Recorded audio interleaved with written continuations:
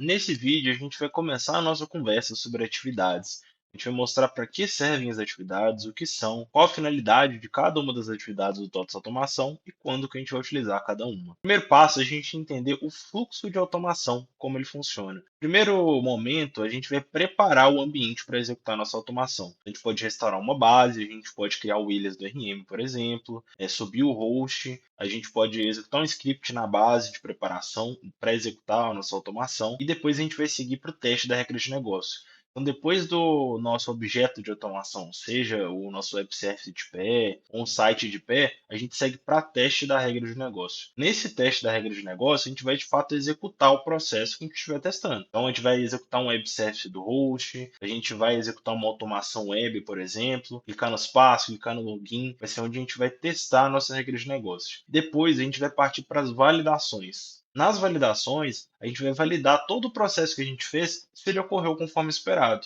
Como que a gente consegue validar isso? A gente consegue através de comparações de banco. Então, depois que o processo executou, eu vou verificar na base de dados se os dados estão lá, conforme eu esperava. Geração de arquivo, então, por exemplo, no módulo do financeiro, a gente gera um arquivo de SPED, de contábil, algum arquivo de contábil, alguma coisa nesse sentido. A gente vai conseguir validar se esse arquivo está exatamente como a gente esperava. Comparar também diretórios, né? Então, às vezes não é só um arquivo, são vários arquivos. E por fim, depois que a gente fez todo o nosso teste, validou, a gente também tem que restaurar o ambiente conforme ele estava antes, justamente para a gente conseguir executar esse teste de novo e não ter nenhum problema. Então, a gente vai apagar essa base que a gente restaurou, remover o alias do RM do arquivo, finalizar o processo, dentre outras ações. A gente pode perceber na direita ali que cada parte desse fluxo está dividido com um grupo de atividades. Então, cada atividade ali tem um momento ideal para a gente conseguir executar elas. Vamos partir no começo aqui da preparação do ambiente. Na preparação do ambiente, a gente tem a atividade de restauração de base. Ela vai ser responsável por restaurar bases, tanto SQL quanto Oracle no nosso ambiente, em algum servidor. A gente vai utilizar das credenciais de banco de dados para isso. Tem a atividade de cria ilhas RM. Ela vai criar um alias específico para essa base que a gente restaurou durante a execução do nosso projeto. Temos a atividade de script SQL, que ela vai ser responsável por executar um script SQL na base que também foi restaurada, ou uma base específica. A gente tem a atividade de inicia host, que ela vai iniciar o host do RM dentro do ambiente, utilizando lá dentro do nosso cadastro de ambiente aquele parâmetro de diretório. Temos também o inicia RM.exe, que ele vai ser responsável por iniciar o client do RM. E também temos a atividade de atualizar scripts na base. Então, poderia restaurar uma base, atualizar os scripts dessa base e depois executar o meu projeto de teste. Aqui a gente tem a atividade de código C Sharp. Ela está em roxo e demarcada em todas as partes aqui. Por quê? Porque ela pode ser utilizada em todos os momentos.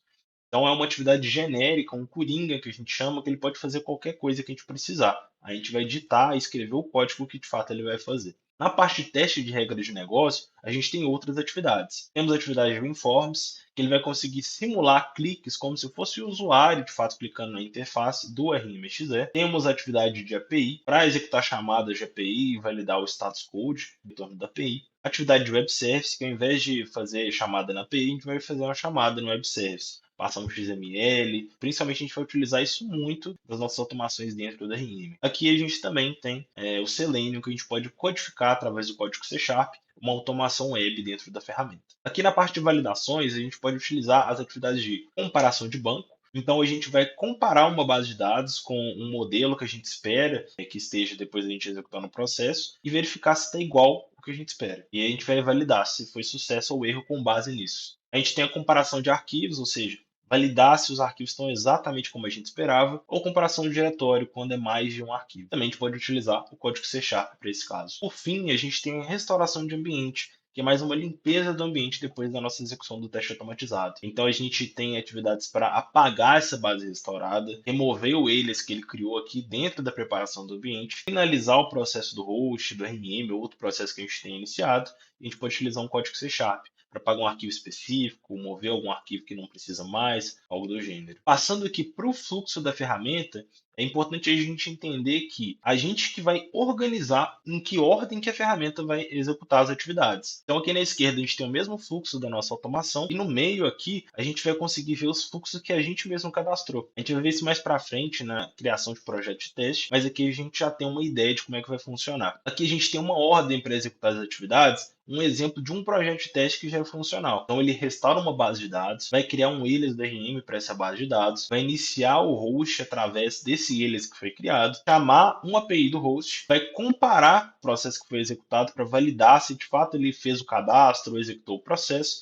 E por fim, ele vai finalizar o ambiente. Isso vai restaurar. Se deu sucesso, ele vai seguir para o alias. Se deu sucesso, ele segue para o host. Se deu sucesso para a API, se deu sucesso para a comparação de banco. Caso dê erro, ele deu erro na criação do alias, ele tem que finalizar a base. Então, no caso de falha, ele já vai finalizar o ambiente, que no caso aqui vai ser só a base. Deu erro no host, ele vai finalizar já o alias e finalizar a base também. No caso também a gente tem um fluxo de ambos. Então na comparação de banco, se der erro ou sucesso, ainda assim ele vai ter que finalizar o ambiente aqui. Essa vai ser a necessidade dele.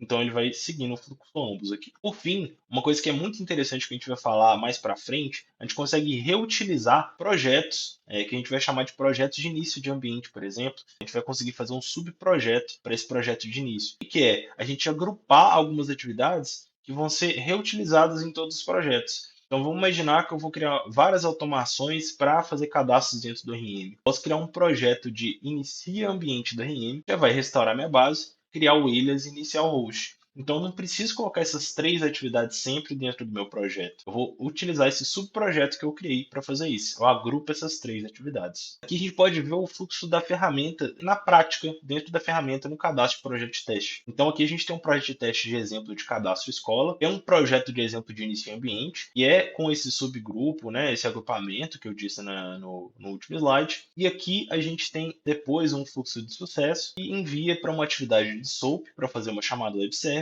E aqui a comparação de banco, que depois que esse processo de cadastro de escola executou, ele vai validar se a escola está cadastrada na base. Aqui a gente pode perceber que a gente não tem as atividades de finalização, e a gente vai falar um pouquinho mais para frente disso. A gente tem um processo de finalização automática. Aqui, um ponto que é importante também dentro das atividades, que a gente tem uma coisa que chama contexto de execução e recursos. Isso vai ser muito importante para te entender como que o TOTS Automação vai ajudar a gente durante a execução. Muitas das coisas vão ser automáticas, a gente não vai precisar preencher, informar dados para as atividades buscarem, elas mesmas já vão conseguir definir isso e fazer o processo executar. Então, os recursos, eles são elementos que vão ser criados durante a execução da minha automação e eles podem ser utilizados. As atividades padrões, elas vão criar esses recursos para a gente e também vão utilizar. Então, a atividade de restauração de banco, por exemplo, vai criar um recurso que a gente vai chamar de base restaurada. E o alias, quando ele for executar, ele vai conseguir identificar que existe esse recurso dentro do contexto que ele está executando,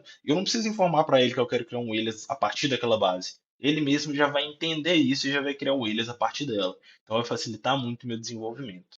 Código C Sharp também eles vão conseguir utilizar esses recursos. Isso que é muito interessante. Eu posso criar código C Sharp e utilizar dos recursos durante a execução. Então, posso ver uma base que foi restaurada e executar um script SQL dentro do código C Sharp. Eu consigo fazer isso. Consigo pegar o nome dela, ver algum arquivo da base, enfim. Consigo fazer tudo através do código C Sharp. E interessante também que eu consigo criar recursos customizados para as minhas atividades C Sharp, por exemplo. Aqui na direita, a gente tem um diagrama que mostra os recursos, alguns principais recursos aqui das atividades para a gente conseguir visualizar. A restauração de base, aqui dentro desse diagrama, até explicando um pouco melhor, na esquerda a gente vai ver todos os recursos que são necessitados ali por cada uma das atividades e todos os recursos que as atividades oferecem. Então a restauração de base ela não precisa de nada, mas ela vai oferecer para a gente o recurso de base restaurada e o recurso de conexão com essa base de dados. O alias do RM ele vai necessitar de um recurso de uma base restaurada para criar esse alias e vai oferecer para a gente os dados do alias criado.